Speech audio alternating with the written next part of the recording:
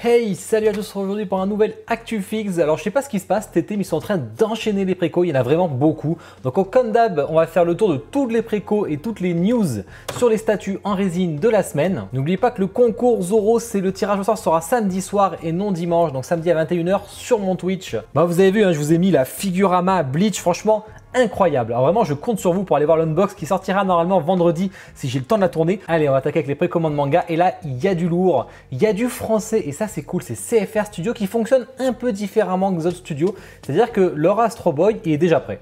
C'est simple, ils lancent la préco, ils ont déjà fait la production, ils sont déjà prêts, donc il part en septembre chez vous, donc c'est très rapide. Donc voilà, il a 450 € si vous êtes intéressé. Ce qui est intéressant, c'est qu'il y a un petit switch au niveau de la main que vous pouvez mettre dans la base, le cacher dans la base qu'on avait pu voir la semaine dernière. Ça, c'est une excellente idée. En tout cas, ils ont fait du bon taf et j'ai vraiment hâte de voir la Denver, ce que ça pourrait donner en termes de concept. Continue avec la Gara de X Collectibles, franchement j'adore, elle est magnifique. Alors X sont passés en confirmètre en licence monde, donc c'est plutôt facile de les avoir maintenant. Donc il y a le lien directement en description, je suis Daniki si vous êtes intéressé. C'est du 1/8, le concept est magnifique, c'est mon concept préféré de Gara. Pour moi elle détrône même la Jimé, même si Jimé c'est du 1/6. Fake 1/6, hein, ça veut dire c'est du 1/7. Donc là c'est du 1/8, franchement elle est magnifique, j'adore. Là il y a vraiment un énorme coup de cœur, le sable a l'air extrêmement bien fait. À voir bien sûr la production parce que le Naruto c'était pas ouf, le Sasuke c'était déjà mieux mais il y avait toujours quelques défauts. La Hikaru no Go qui a l'air vraiment impeccable mais bon il faut voir les unbox quand on l'aura. Ensuite du Zenitsu, ça c'est la surprise, par Great Eastern, je connais pas du tout, je sais pas qui c'est mais ils ont fait un Zenitsu visiblement en 1/6. Alors c'est con, il y a un on-off qui l'a déjà fait et je la trouve malheureusement plus réussie. Par contre c'est plutôt propre, on reconnaît bien la scène de l'animé, en plus ça s'allume donc il y a des LED, 800 $ plus l'importation, je l'ai pas trop vu dispo, hein. Je sais pas que Daniki pourront l'avoir. Ensuite bon, la grosse surprise, on en avait parlé la semaine dernière, c'est le JND de Barbe Blanche en 1/4, alors en silicone, tout en silicone, vous allez me dire ce que vous en pensez. Alors vêtements en tissu bien entendu, vous pouvez enlever ou mettre, 85 cm mais 120 cm avec la lance, on est sur une pose très muséum comme font JND tout le temps, hein. Alors vraiment ça fait bizarre là de près, là on voit les grains de peau, hein, sur lui, la moustache, je suis vraiment très curieux de voir en quelle matière elle est faite, parce que ça fait vraiment bizarre, ça fait une corne de vache mais à l'envers quoi. Bon après c'est un peu comme ça aussi, hein. Et le tatouage qu'elle a vraiment tatoué dans le dos, est-ce que c'est sous la peau, dessus, je sais pas, en tout cas c'est stylé. Après c'est exclusivité marché coréen, on doit souvent pouvoir l'importer par des biais un peu cachés, je ne sais pas. Curieux de voir vos retours en tout cas là-dessus, si vous aimez ou pas ce type un peu réaliste, pas trop quand même, on le reconnaît bien, mais un poil réaliste en silicone. Ensuite on a du, First for Figure avec Femto. On en a eu des Femto, hein. On a la Oniri d'ailleurs que je vais pouvoir unbox qui est magnifique, on a la Prime One qui est magnifique, et là on a ça. Est-ce que c'est magnifique ou pas? On reconnaît une des scènes du manga de mémoire, mais franchement je trouve que ça rend pas ouf, mais alors vraiment pas ouf. Il va tenir sur son aile uniquement, le HS et tout, bon, je suis pas convaincu, vraiment. 875 $, c'est avec les taxes comprises, ou 899 $ avec un petit switch portrait pour la version exclusive qui n'est que chez First for Figure et des LED dans la base. Par contre, si vous voulez que la version régulière, ça vous coûtera bien moins cher chez Kodayaniki, je vous le conseille, plutôt que l'importation. Ensuite, Jomatal. Alors Jomatal, ils ont déjà fait la 1/6 Union, ça n'arrête pas sur Union, limite ça me blase des Union tellement qu'il y en a. J'ai même pas envie d'en avoir une visiblement, mais là cette fois-ci c'est en 1/4 carrément, on change juste l'échelle, on la rallonge. Alors il y a un petit switch au niveau du buste comme on voit avec l'épée hop ou hop comme ça, il y aura un petit stand pour la poser. Je suis pas convaincu non plus le visage, j'en ai vu des plus jolis chez Union. Préco jeux vidéo, alors là il y a des choses mais alors extrêmement fortes. Là préparez-vous sur le gaming, ça envoie du lourd à chaque fois. On a la Prime One de Nathan Drake, donc de Uncharted, là c'est la version Uncharted 4. Franchement c'est une tuerie, il n'y a rien à dire, le concept est génial, c'est un gros coup de cœur. Alors c'est du 1/4, bon ça sort pas avant début 2024 sans retard, hein, vous savez Prime One, donc ça sortira en 2024. Je vous mets à chaque fois le lien boutique Clioda Yaniki et le lien Prime One parce que souvent ça peut être très intéressant par Prime One. Alors par contre ça marche pas toujours, donc faut vraiment, je vous conseille de copier-coller le lien, il y a plus de chances que ça marche l'affiliation Prime One. Mais en tout cas c'est une pièce magnifique. Si on prend la version de luxe, est-ce qu'elle est utile ou pas? Pour 100 $ de plus, on a juste un switch au niveau de la main, donc je dirais non, c'est pas du tout utile, mais ils ont été malins. Et ils vous rajoutent un petit bonus part, donc qui est que dans la version de luxe, hein, qui sera partout dispo, hein, avec l'AK-47. Et là, franchement, ça rajoute quelque chose dans son dos qui est un peu vide. Franchement, c'est magnifique. Donc, je pense qu'il faut aller chercher la Deluxe. Ensuite, Infinity Studio ont envoyé du très lourd avec Zira, la gamme League of Legends. J'ai déjà une box Irelia, vous pouvez aller voir si vous voulez, c'est une dinguerie. Mais là, on a eu Fiora qui arrive bientôt d'ailleurs aussi. Et là, on a Zira. Franchement, la Poison Ivy, j'ai l'impression, de League of Legends, je connais pas, hein, le perso, mais j'adore. Je pourrais préco, mais j'ai trop de préco, hein, faut pas déconner, hein. 909 $ plus l'importation. Allez chez Dainiki, n'hésitez pas à y aller avant que le prix augmente s'il change de fournisseur. Faut pas trop tarder des fois. Ce qui est bien, c'est qu'il y a 2 HS. Alors visiblement, c'est tiré de la cinématique. Donc on a un HS un peu plus sérieux et un peu plus sadique que vous voyez à droite. Personnellement, je préfère le HS de gauche, plus sérieux. À vous de, vous me direz, tiens, les fans de LoL, ce que vous préférez vous. Ensuite, Gruntilda de First 4 Figure. Alors moi, je suis pas fan de Banjo et Kazooie, mais je trouve ça génial. Il y a beaucoup de fans, c'est un jeu très populaire. Donc vous allez pouvoir l'avoir. 655 $ avec les taxes, bien entendu. Et vous avez une version exclusive qui rajoute une petite LED dans la torche et dans la fumée verte sur son balai. Et ça, c'est toujours cool de l'avoir. Ensuite, surprise, Perfect World Youngling, donc de TT King, un nouveau studio visiblement. C'est vachement beau. Bon, le socle, il prend beaucoup trop de place. Là, ils ont abusé. Le socle, on pouvait l'enlever. La statue était géniale.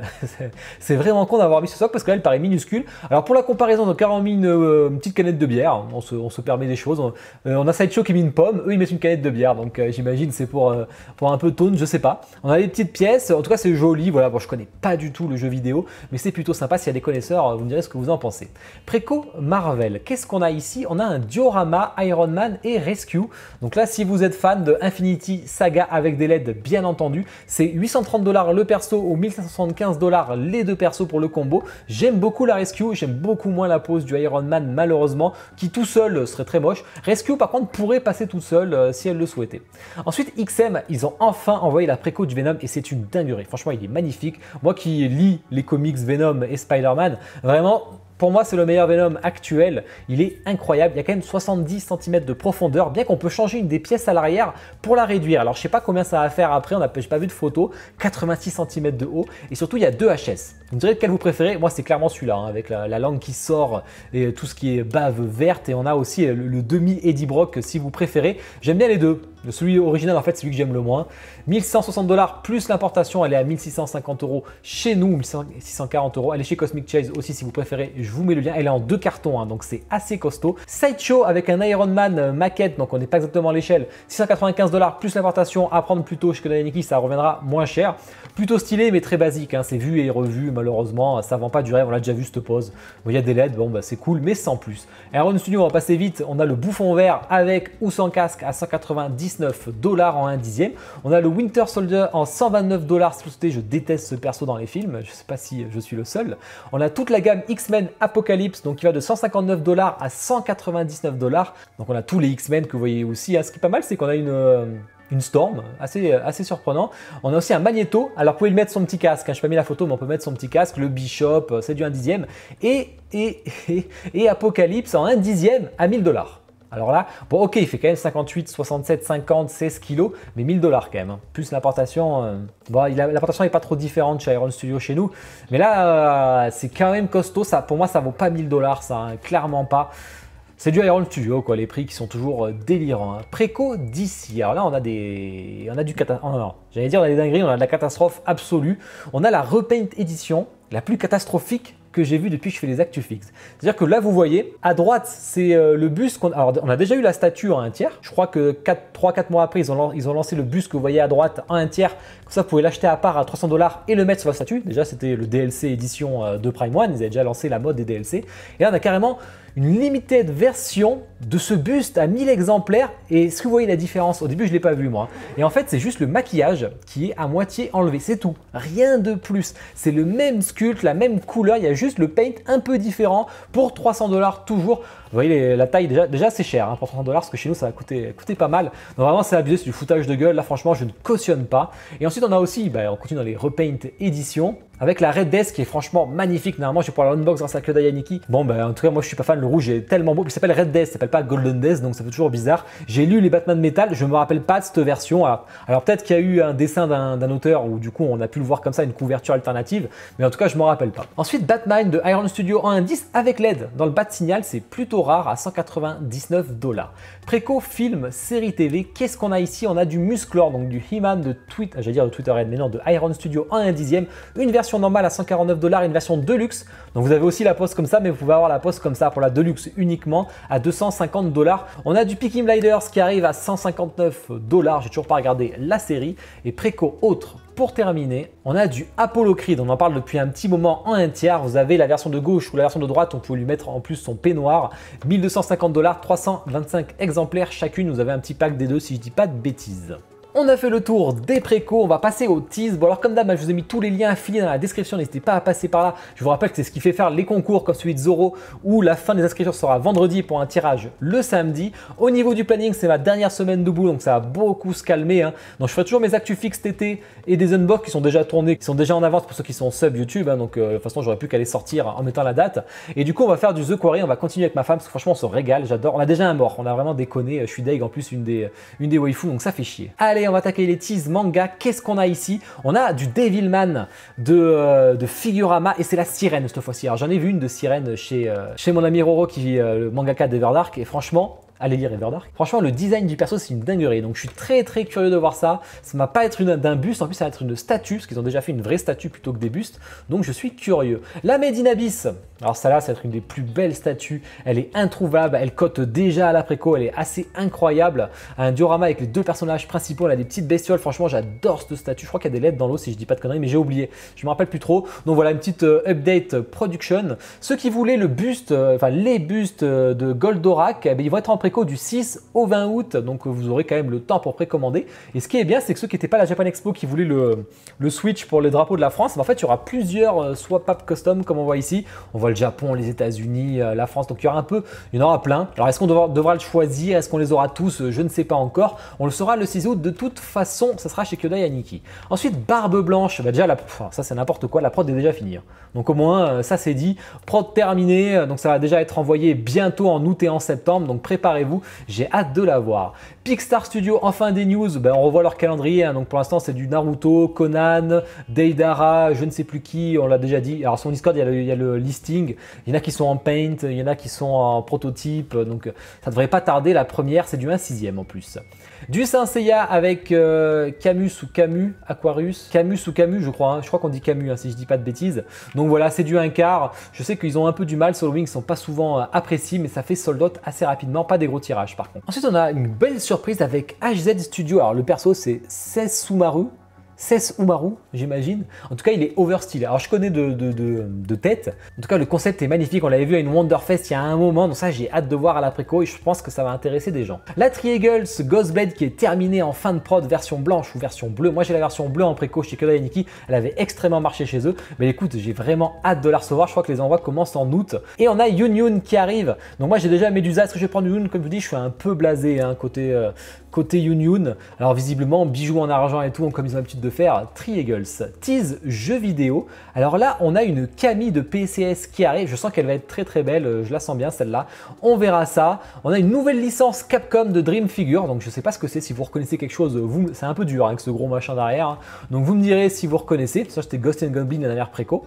Du Mass Effect avec Tanekrios, je sais pas si on dit comme ça, c'est du 1/10, ça va plaire à des gens. Ça sera la préco en août 2022.